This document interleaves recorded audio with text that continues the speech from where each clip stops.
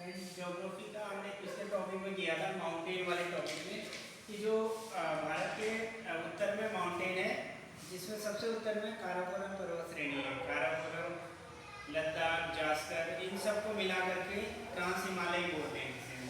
तो सबसे भारत के उत्तर में जो हिमालय का भाग है उसे हम ट्रांस हिमालय कहते हैं। ट्रांस हिमालय के बाद हमने देखा था ग्रेट हिमालय। ग्रेट हिमालय में बहुत ऊंची ऊंची पर्वत चोटियां हैं, जिसमें माउंट एवरेस्ट भी है, जिसकी सबसे पश्चिम की जो पर्वत श्रेणी है जिसका नाम नंगा पर्वत है, और सबसे पूर्व में नामचा पर्वत है। तो ये काफ़ी जामा पूछा जाता है कि ग्रेट भारत की जो हिमालय की सबसे पश्चिम की चोटी कौन सी है, पूर्व की चोटी कौन सी है, और इसमें बहुत सारी ऊंची ऊंची चोटियाँ हैं। तो ग्रेट हिमालय और ट्रांस हिमालय के बाद ग्रेट हिमालय, ग्रेट हिमालय के बाद आता है मध्य हिमालय। तो मध्य हिमालय को अलग अलग पार्ट में डिवाइड किया जाता है, जैसे कि उसको जम्मू कश्मीर में पीर पंजाल श्रेणी के नाम से बोलते हैं, और अगर हिमाचल में बोलेंगे तो धौलाधर श्रेणी बोला जाता है, और उत्तराखंड में कुमाऊं श्रेणी। तो इस तरीके से उसको डिवाइड किया गया है मध्य हिमालय को। मध्य हिमालय में जितने भी टूरिस्ट प्लेसेस हैं वो मध्य हिमालय में आते हैं। मध्य हिमालय के बाद आता है शिवालिक हिमालय। शिवालिक या भाई हिमालय, जिसमें कि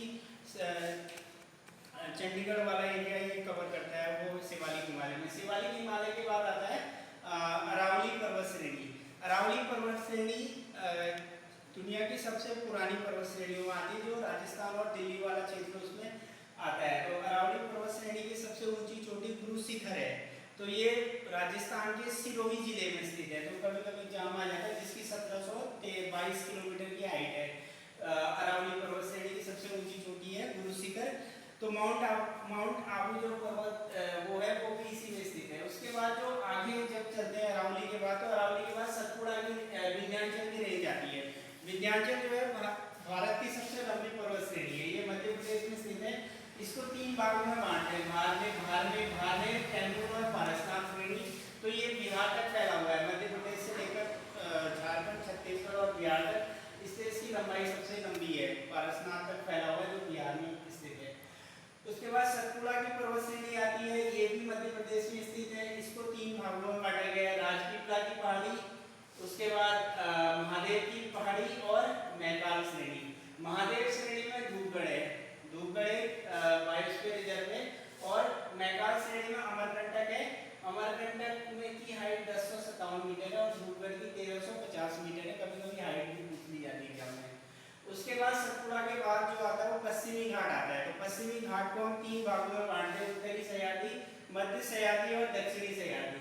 तो उत्तरी सह्याद्री जो महाराष्ट्र में स्थित है, जिसमें कलसुबाई और महाबलेश्वर नाम के 2 वो हैं पर्वत हैं। कलसुबाई जिसमें जिसकी ऊंचाई, जिसकी हाइट 1646 मीटर है, और महाबलेश्वर की 1438 मीटर की हाइट है। और मध्य सह्याद्री की बात करते हैं तो कर्नाटक वाले क्षेत्र में, जिसकी सबसे ऊंची चोटी है केंद्रमुख, और ये 1829 मीटर की है। और दक्षिणी वाला जो भाग है, इसमें ये तमिलनाडु में फैला हुआ है, जिसको नीलगिरी की श्रेणी के नाम से भी जानते हैं, जिसकी एक चोटी है दोदाबेटा, जिसकी हाइट 1639 मीटर है, और अनाईमुड़ी इसकी सबसे ऊंची चोटी है, जिसकी 2696 मीटर है। तो एग्जाम आता है कि दक्षिणी नीलगिरी की सबसे ऊंची चोटी कौन सी, तो अनाईमुड़ी है। तो एग्जाम में अगर याद है तो ये वाला क्वेश्चन होगा। और ये पूछिए दोदाबेटा की हाइट कितनी है, तो ये है 2637 किलोमीटर। और केंद्रमुख मध्य सह्याद्री का भाग है, जिसमें कि केंद्रमुख जहाँ पे आयरन और पाया जाता है इसके। और उसके बाद जो पूर्वी घाट है, ये तो पश्चिमी घाट हो गया। पूर्वी घाट और पश्चिमी घाट को जो मिलाता है वो नीलगिरी मिलाता है। कभी कभी एग्जाम में काफी बार पूछा जाता है कि पश्चिमी घाट और पूर्वी घाट जहाँ पे मिलते हैं उसे क्या बोलते हैं, उसे सह्याद्री भी बोलते हैं। तो इसको सह्याद्री के नाम से भी जानते हैं। इसमें नल्लामल्ला, एरामल्ला, वेलिकोंडा, जवादी और नीलगिरी की पहाड़ियां हैं, जो सीक्वेंस से कभी कभी एग्जाम में पूछ ली जाती हैं। तो नीलगिरी जो है, नीलगिरी की सबसे ऊंची चोटी दोदाबेटा है। दोदाबेटा या अनाईमुड़ी इसकी सबसे ऊंची चोटी है, जो दक्षिणी सह्याद्री की है, 2696 मीटर की। और इसकी सबसे दक्षिण में जो है पालनी के बाद काटमन पहाड़ी आती है। काटमन पहाड़ी इलायची के लिए जानी जाती है। तो ये काटमन पहाड़ी नीलगिरी की सबसे दक्षिणी पहाड़ी है। इसके बाद जो इसका वो है एरिया, वो समुद्र के पास चला जाता है। और उसके बाद अगर हम देखते हैं तो ये जो पूर्वी घाट है, इसमें महेंद्रगिरी है, सबसे ऊंची चोटी आंध्र प्रदेश में 201 मीटर। ये पूर्वी घाट की सबसे ऊंची चोटी है महेंद्रगिरी। और अनाईमुड़ी जो है ये सह्याद्री,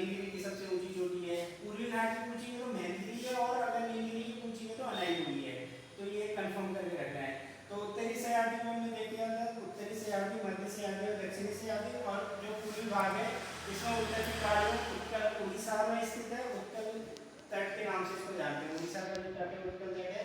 और आंध्र प्रदेश में यहाँ कटप्पा की पहाड़ी है, इसको कलिंग तट के नाम से जानते हैं। कलिंग जो अशोक के टाइम पे कलिंग गई थी इसी क्षेत्र में। और तमिलनाडु की पहाड़ी को कोरोमंडल तट के नाम से जानते हैं। तो कोरोमंडल तट, ये तट में सीक्वेंस में क्वेश्चन आता है। तो इसी को हम इस जो श्रेणियां हैं, नल्ला मल्ला, एरामल्ला, वेलिकोंडा, पालकोंडा, शेषचलम, ये सब इसी पहाड़ियों पूर्वी घाट के भाग में। शेषचलम एक बायोस्फीयर रिजर्व है जो 17 नंबर का बायोस्फीयर रिजर्व का भाग है।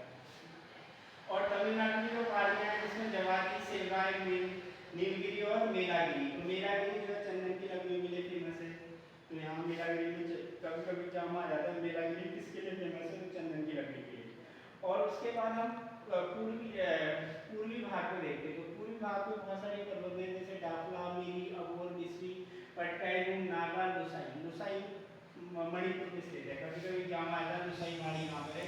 तो मणिपुर में नागा, नागालैंड में, पट्टाईगुम अरुणाचल में, बिस्वी, अबोर, ये सब इसी के भाग है। फिर मिजोरम में स्थित है। अराकान इसकी सबसे दक्षिण में जो म्यांमार में स्थित है। और मिकिर पहाड़ियाँ यहाँ पे गारो खासी जैंटा की पहाड़ियाँ, ये सब इसी का भाग है, पूर्वी हिमालय का भाग है। इस तरीके से हमने हिमालय को कवर किया है, सारी पहाड़ियाँ। अगले टॉपिक में हम दर्रे करेंगे।